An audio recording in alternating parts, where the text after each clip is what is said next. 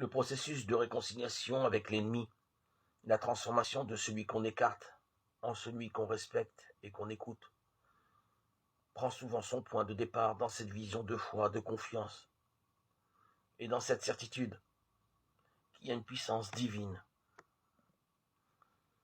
cachée au cœur de l'être humain qui conduit l'humanité vers l'unité et la paix.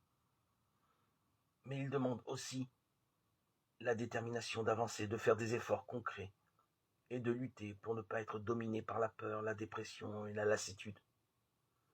Ces efforts qui constituent le pardon commencent par le refus de vouloir que l'ennemi soit éliminé, meure ou disparaisse, par la renaissance qui a le droit d'exister, de vivre, car il est un être humain avec un cœur et une sensibilité. Il a le droit d'avoir une place sur la terre, il a le droit d'être lui-même avec ses limites, sa pauvreté, ses dons aussi. Cette reconnaissance implique des gestes concrets. Ne plus dire du mal de lui ou chercher à le rabaisser. Certes, l'ennemi éveille des peurs et des blocages. Certes, on ne l'aime pas dans sa sensibilité, on n'a pas de sympathie pour lui. Mais cela n'empêche pas qu'il a le droit d'être et de vivre, d'avoir une place, de pouvoir grandir, évoluer, changer.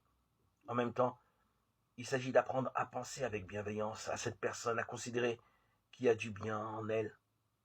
Voir, penser, considérer ce qu'il y a de positif en lui.